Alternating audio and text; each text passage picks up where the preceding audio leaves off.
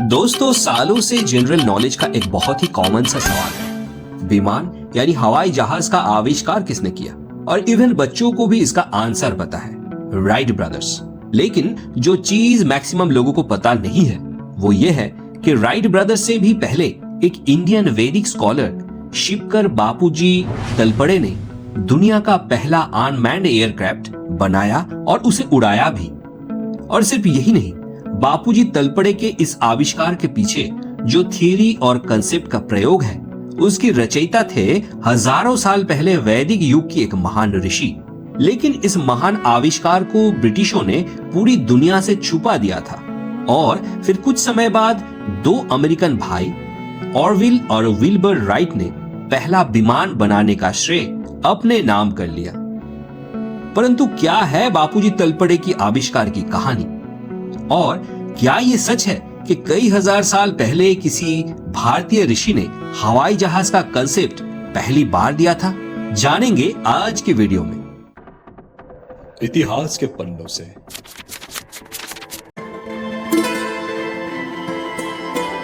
बड़ौदा के महाराज तृतीय सयाजी गायकवाड़ शिक्षा और खासकर विज्ञान के बहुत बड़े कद्रदान और संरक्षक थे।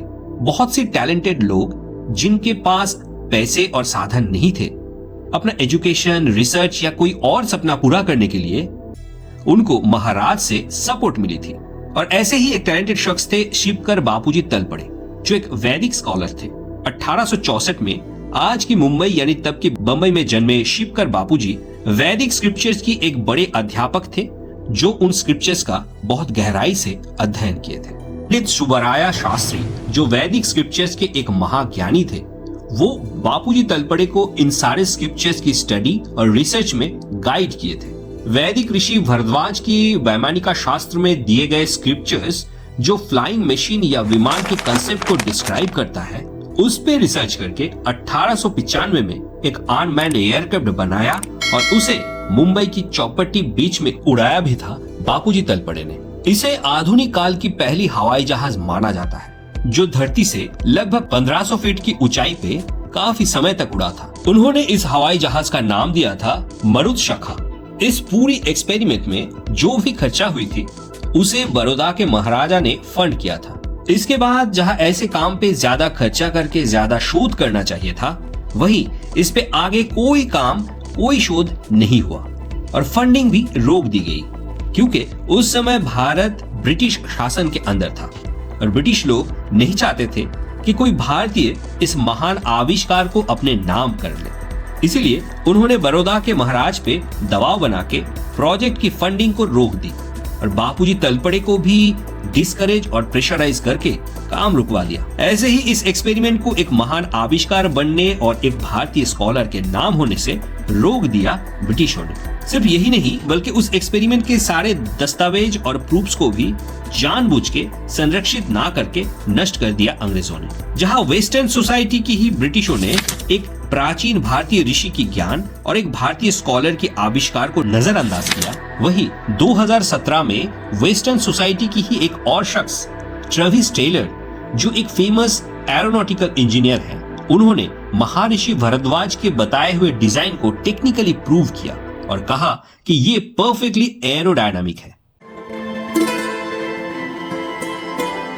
उस डिजाइन को करीब 7000 साल पहले वैदिक ऋषि भरद्वाज ने अपनी एक स्क्रिप्चर में लिखा था। माना जाता है कि ऋषि भरद्वाज वैदिक समय की एक बहुत ही ज्ञानी और सम्मानित ऋषि थे, जिनका आश्रम था आज की उत्तर प्रदेश की प्रयाग में। उन्होंने आयुर्वेद, जेनेटिक्स, ह्यूमन एम्ब्रायो और कई सारे अन्य विषय पे शोध किया और उस पे किताबें भी लिखी।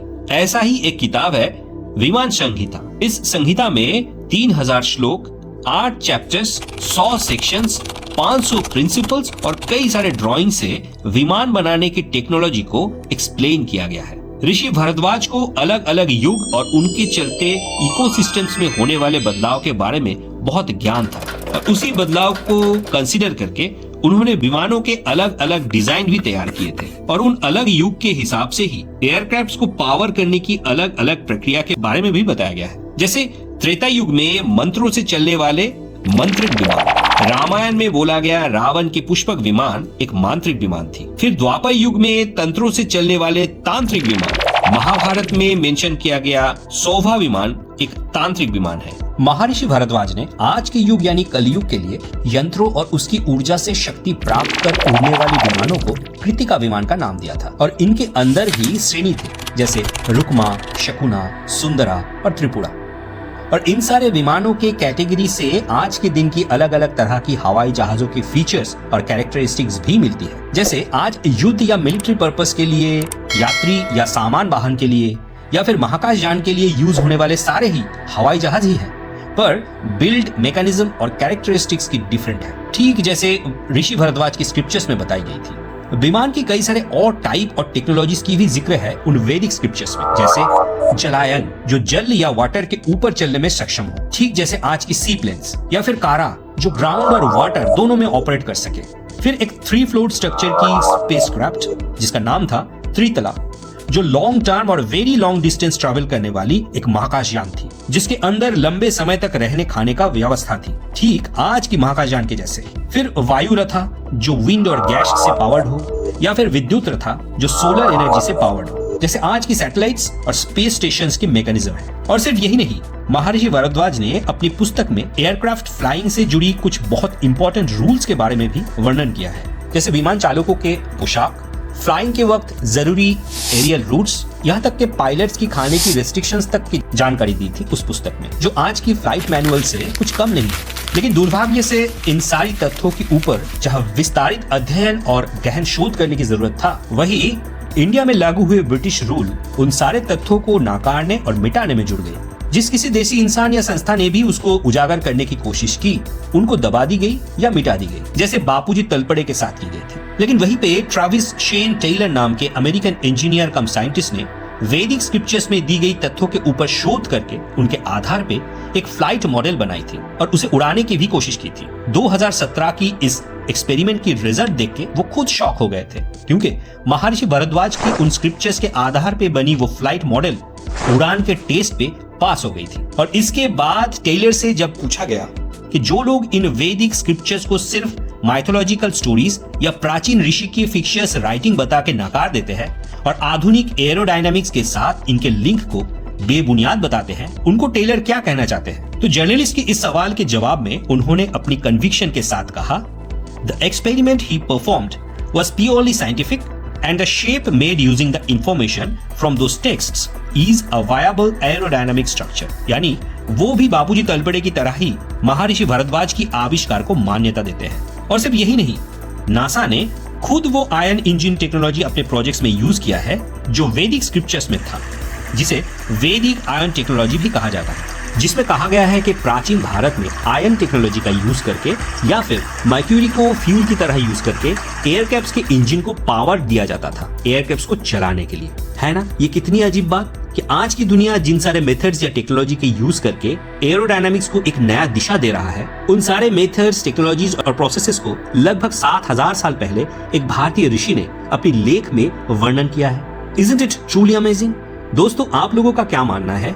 कमेंट में जरूर बताइए। और ये वीडियो अगर अच्छी लगी तो इसे लाइक जरूर करें और अपने दोस्तों के साथ इसे शेयर भी करें। ऐसे हिस्टोरिकल या फिर मिस्टीरियस वीडियोस आपको अगर अच्छे लगे तो स्क्रीन में दिखाई दे रही इस वीडियो को जरूर चेक करें। चैनल को अभी तक अगर सब्सक्राइब नहीं किया है तो जल्दी कर लीजिए और बेल बटन को भी दबा दीजिए ताकि नेक्स्ट वीडियो की नोटिफिकेशन आपको जल्दी मिले। तो फिर जल्दी मिलते हैं अगले वीडियो में। तब तक के लिए स्वस्थ रहे, सुखी रहे।